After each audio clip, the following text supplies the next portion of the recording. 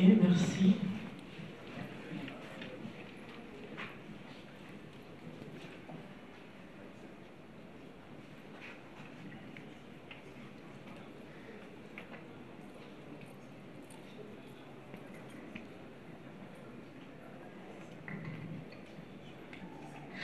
Merci beaucoup.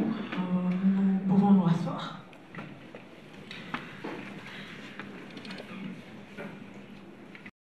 Et qui vient. Et bien aujourd'hui, nous tournerons autour de plusieurs sujets et comme en journée scientifique, nous tâcherons à avoir des débats, des questions-réponses pour permettre à ce que le grand public soit vraiment informé. Mais entre-temps, je me permets de signaler aussi l'arrivée du DG de Foner dans quelques minutes. Nous aurons aussi à l'accueillir et très rapidement parce que nous devons commencer cette journée. Je veux vous demander encore une fois de plus de tenir debout pour l'hymne national. Merci. De quoi, autour de quel sujet on va avoir à discuter aujourd'hui, Nivelle, avec, je rappelle déjà la présence du DG de l'OVD, mais aussi du représentant du DG de la SNL, Société Nationale d'Électricité. Voilà, Nivelle. Merci Marie-Laure, bonjour à tous. Aujourd'hui, nous aurons 3 éminents intervenants qui vont nous exposer sur des sujets aussi très importants. Alors, nous avons déjà ici, on avait souligné, le directeur général de l'Office des voiries et drainage. Lui, il va nous parler sur route et mobilité urbaine. On connaît, il y a parfois des informations que nous avons. Donc, on commence à avoir des inquiétudes si on fait une semaine sans qu'il y ait coupure d'électricité. Donc, il est là, on va échanger avec lui. Il va nous parler sur la problématique de la desserte en électricité. Malheureusement, on devait avoir aussi le directeur général de la régie des eaux pour faire complet. Mais on n'a pas réussi une réponse satisfaisante à ce sujet. Donc, d'emblée, Marie-Laure, voilà un peu de façon à... Il a 55 ans, il est ingénieur. Mon micro ne va pas bien.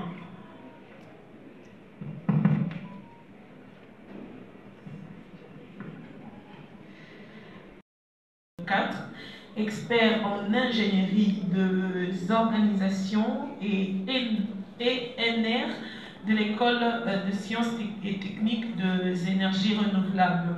En Toulouse, c'était comme ça en France. Alors, il a un parcours professionnel élogieux, technicien de montage hydromécanique, turbinier, producteur, chef de dépannage, gestion technique, chef de centre de vente et de service, chef de division attaché au DRH, directeur attaché à la de maintenance et directeur de maintenance et distribution de la ville de Kinshasa, à moins que j'aie oublié quelque chose, sûrement que M. Denis, ici présent, aura à ajouter peut-être quelque chose sur sa présentation. Permettez-moi aussi en même temps de présenter le directeur général de l'OVD, ici présent. M. Victor Tomba Chikela, c'est un ingénieur civil de construction de la faculté polytechnique de l'université de Kinshasa, UNIKIN. Il a travaillé au BTC comme agent jusqu'à devenir directeur technique. Il était coordonnateur du programme sino-congolais, ingénieur expert du projet de construction des aéroports. Il a été plusieurs fois conseiller du CABA et du CAB au ministère de l'Aménagement du Territoire. Il est arrivé à l'OVD en 2008, de 2008 à 2012 comme DG. En 2020, il est nommé toujours directeur général et a été reconduit 2 fois jusqu'à ce jour au même poste. Il a plusieurs surnoms à cause de son expertise, son intégrité, son savoir-faire et son savoir-vivre. Beaucoup l'appellent l'infatigable, le bulldozer de la voirie, le professeur, le cerveau d'État, papa social, l'homme de terrain, l'homme qu'il faut à la place qu'il faut, et j'en passe. Avant la continuité de ces assises. Merci, Monsieur Denis. À vous la parole.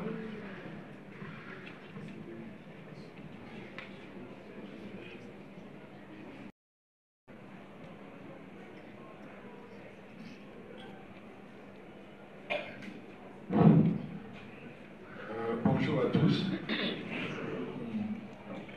Je vous salue au nom de certaines urgences et il m'a demandé de venir le représenter. Donc, nous allons parler, comme on nous a accordé le 20, sur la situation de la desserte. Je crois que l'organisateur l'a intitulé la problématique de la desserte en énergie électrique de la ville de Kinshasa.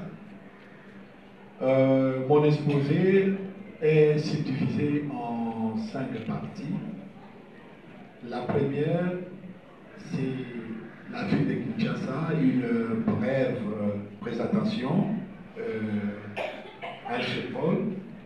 La deuxième partie, c'est les réseaux d'ESNEL, car il s'agit de ces réseaux que nous allons parler. Et nous avons préféré mettre le troisième point à discuter sur les enjeux du délestage, parce que c'est un mot qui est dans la bouche du commun de Montel. Et le quatrième point, nous allons parler des actions à mener. Et enfin, le dernier point, c'est la conclusion. Alors, s'agissant de la ville de Kinshasa, et comme vous savez, c'est une ville qui s'étend sur une superficie de 9665 km², qui regorge plus ou moins 17 millions d'habitants, et avec une croissance démographique de plus ou moins 3,5% par an. Et sur le plan administratif, elle a 24 communes. Mais tandis que ces 17 millions d'habitants sont concentrés que vers le 23 communes. La commune de Maluku, qui est la plus vaste, qui mesure plus ou moins 7 000 et quelques kilomètres carrés, est sous-peuplée. Donc c'est moins d'1 million d'habitants qui habitent cette commune-là. Bon, c'est un grand centre économique du pays, contribuant environ à 40% du PIB national. Et le besoin en énergie électrique est estimé à plus ou moins 1536 MW. Donc, le besoin immédiat de la ville. Tandis que le taux de la desserte moyenne en électricité, ou le taux de la population qui a accès à l'électricité dans la ville de Kinshasa. Alors, pratiquement là, l'opérateur électrique à ces jours dans la ville de Kinshasa reste la SNEL, pendant qu'il y a la libéralisation du secteur de l'énergie. Alors, pour ce qui est de pratiquement du réseau électrique, et comme vous le savez, la ville de Kinshasa est alimentée par ce que nous appelons le parc de production ouest. C'est-à-dire que les centrales de Inga, les centrales de Zogo et la centrale de Sanga. C'est-à-dire vous prenez les centrales Inga 1 et Inga 2, vous prenez les centrales de Zogo, Zogo 1, Zogo 2, et vous prenez la petite centrale de Sanga.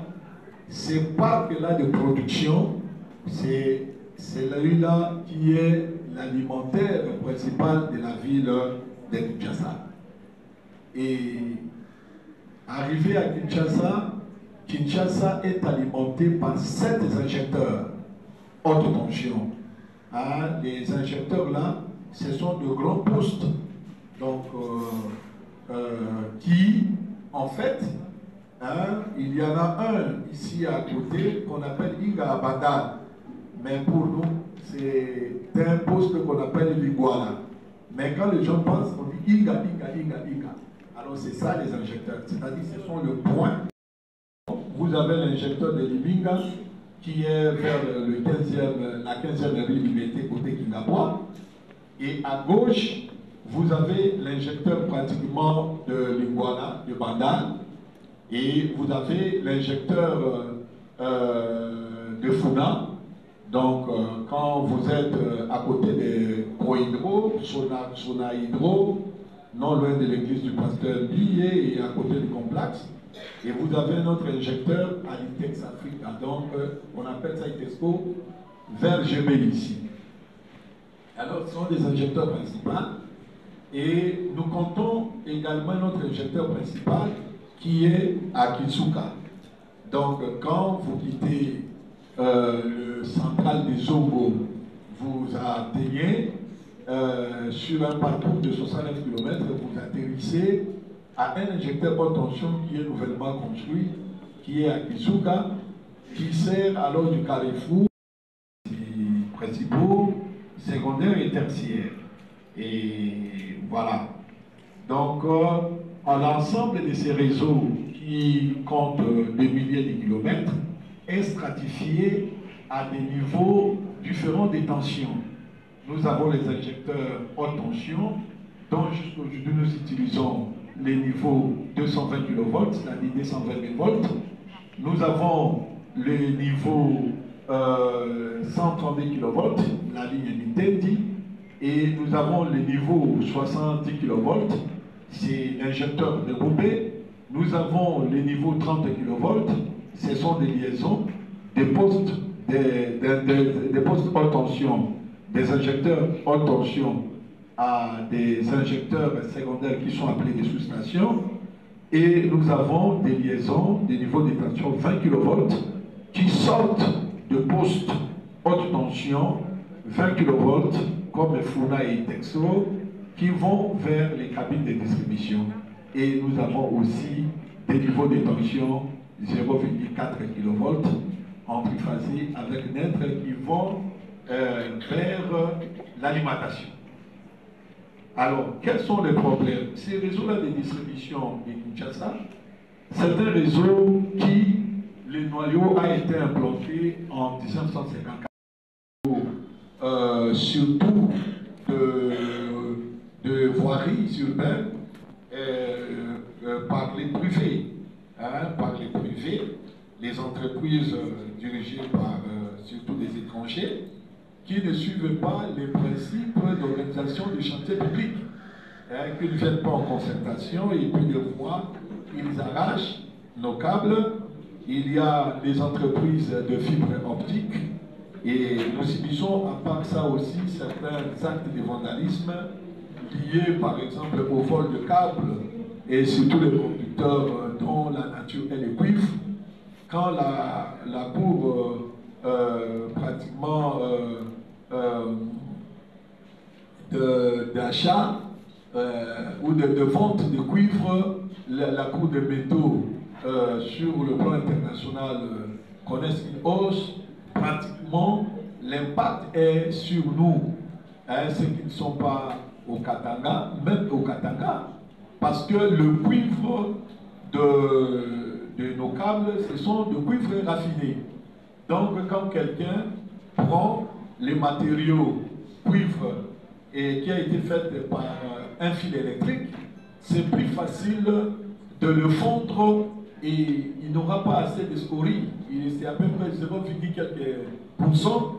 Donc, il a à peu près les 99% des lingots de cuivre et ça se vend à bas prix. Avec la présence de nos frères de la Pujol et pratiquement ce trafic illicite a pris de l'ampleur et voilà qu'à chaque fois nos câbles sont visés Vous verrez même que la ligne haute tension qui alimente, je peux dire maintenant, les réseaux sud par exemple, en quittant la centrale des îlots pour les Polynésies, la ligne a été complètement